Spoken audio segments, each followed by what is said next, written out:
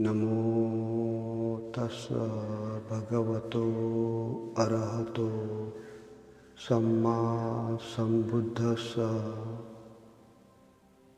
तथागत सम्यक संबुद्ध को, अरहंत को मेरा कोटि कोटि नमन। जिस गुरुदेव ने हमें आनापान का अभ्यास सिखाया, विपस्सना सिखाई, उस गुरुदेव को मेरा कोटि कोटि नमन। हमारे भारत देश में मौन की अवधारणा को बहुत अच्छे ढंग से व्याख्यानित किया गया है।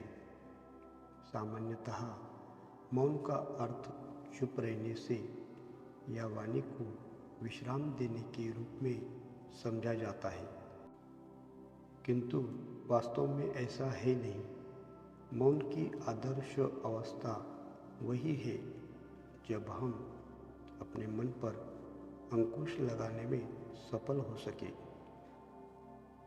वास्तव में हम जो भी बोलते हैं उसमें वाणी तो सिर्फ शब्दों को अभिव्यक्त करने का माध्यम बनता है, जबकि उन विचारों की उत्पत्ति मन में होती है। ऐसे में यदि वाणी पर अंकुश लगा लिया और मन निरंकुश रह गया तो भला यह कैसे मौन रहा। इसमें तो विचार भीतर ही भीतर और घुट भी सकते हैं। अभीष्ट की प्राप्ति के बजाय इसमें अंतर में कोलाहल और बढ़ सकता है। इसलिए मौन व्रत का संकल्प लेना है तो वाणी के साथ साथ मन की गति पर भी विजय प्राप्त करनी होती है। मन का निग्रह संसार में सबसे कठिन काम है, किंतु अभ्यास योग द्वारा मन को वश में किया जा सकता है। मन के बारे में श्री कृष्ण अर्जुन से कहते हैं, हे महाबाहो, निस्संदेह मन बड़ा चंचल है, परंतु हे कौन्तेय, अभ्यास और वैराग्य के द्वारा उसका निग्रह संभव है। गीता में ऐसा वर्णन किया है। तथागत भगवान बुद्ध ने मौन की महानता को इस प्रकार बताया है।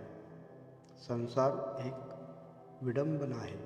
विडंबनाओं के कारण मनुष्य असंतुष्ट, निराश तथा अवसादों के चक्रव्यूह में, अनुकूलता और प्रतिकूलता के मकड़ जाल में जन्म जन्मांतर में फंस जाता है।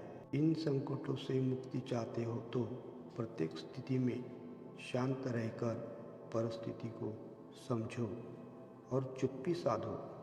हर बात में तर्क और त्रुटियां देखोगे तो विवाद बढ़ेगा। विवाद का समाधान संवाद है। आवश्यक नहीं कि सदा बोलते रहा जाए। अग्नि समान क्रोध और घृणा से मुक्त होने का एकमात्र उपाय मौन धारण है। धम्मपद में इसका उल्लेख है।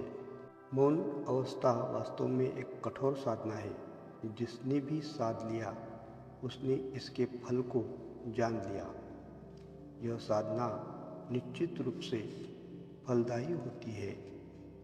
कई परिस्थितियों में जब हम परेशान होते हैं तो मौन हमें उन असहज स्थितियों से बचा लेता है।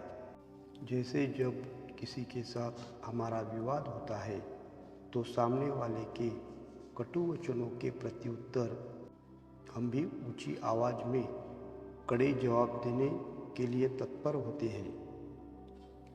परिणाम क्या होता है? स्थितियाँ और बिगड़ जाती है। कई बार ऐसे शब्द मुंह से निकल जाते हैं कि बाद में पछतावा होता है। मन के भीतर वेदना घर कर जाती है कि ऐसा कहा ही क्यों। इतना ही नहीं, संबंधों में भी कटुता बढ़ जाती है। टकराव की ऐसी स्थिति में मौन बहुत काम की चीज़ है। वह समाधान भी निकलाती है। इसलिए मनुष्य के जीवन में मौन का बहुत ही महत्वपूर्ण रोल है। इसलिए हफ्ते में एक बार या महीने में एक बार मौन धारण कीजिए और इसका आनंद लीजिए। खुश रहे, सुखी रहे। सबका मंगल हो, सबका मंगल हो, सबका मंगल हो। धन्यवाद।